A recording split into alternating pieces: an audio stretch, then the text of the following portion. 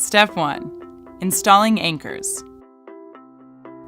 There are two types of anchors: corner attachments and intermediate attachments. Corner attachments are used where the cable begins and ends, and at every 50 feet of cable length. They are under the most pressure and must be the strongest part of the system. When attaching eye bolts, twist as many times as necessary to make sure they are secure. Two multi-purpose brackets can be used to make the corner attachment. Simply place the two curved ends together so the holes line up. Intermediate attachments hold the cable to the structure. They must be installed every 1.5 feet between the corner attachments. You can use your drill as a measuring tool. Net spikes or multi-purpose brackets are recommended for concrete or wood surfaces. Girder clips or multi-purpose brackets attached with a Hilti pin are recommended for steel surfaces. Step 2. Running the cable. Once the corner and intermediate attachments are in place, you will begin running the cable, also known as straining wire. Straining wire is available in galvanized or stainless steel and in two different thicknesses. Thicker cable is used for netting jobs longer than 50 feet in length. Straining wire is attached to the anchors using ferrules. Run 2 ferrules through the end of the cable. Then loop the cable through the first corner attachment and back through the ferrules.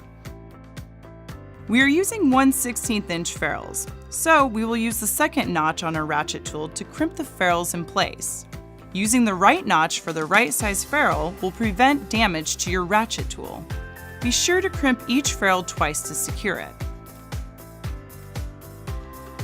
Run the cable through all intermediate attachments, making sure it doesn't kink or catch on anything along the way.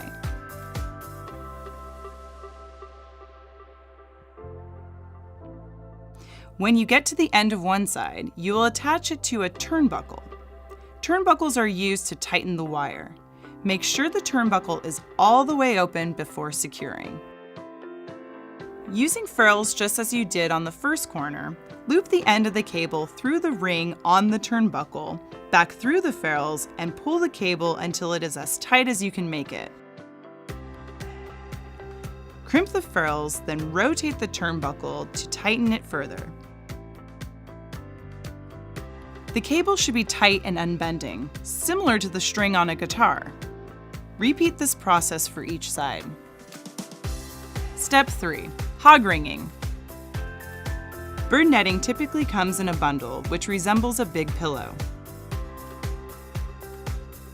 Our nets are rolled diagonally and will appear to be diamond-shaped when unrolled. Simply grab the corners and stretch the net into its original shape. This may take a few extra hands to accomplish. You will notice an identification tag from Bird Be Gone with information and instructions on the front and back.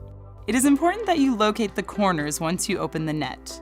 All corners are marked with a piece of colored yarn or string. For ease of use, we mark the net every 25 feet with a different colored yarn. The identification tag is always attached to the long side of the net.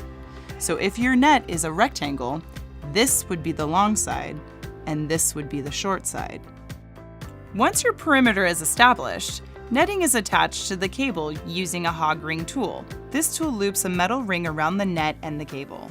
Make sure you hog ring the netting right onto the turnbuckles as well. This prevents birds from getting in.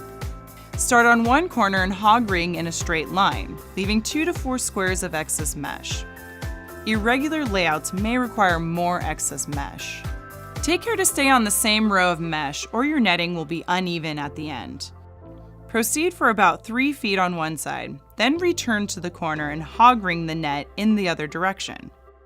You may want to have another person help by holding the net while you use the hog ring tool.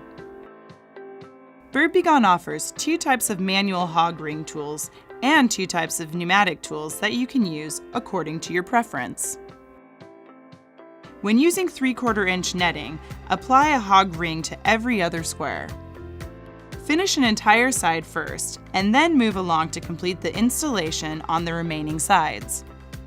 Once installed, trim the excess netting and inspect all attachments for strength.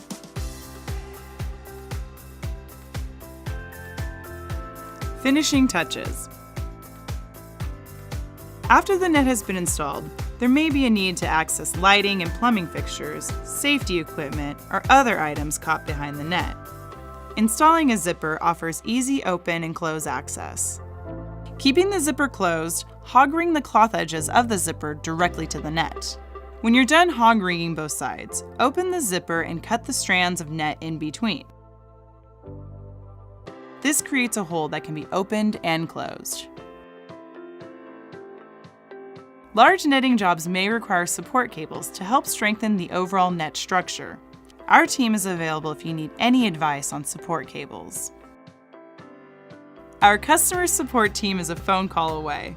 Call 1-800-392-6915.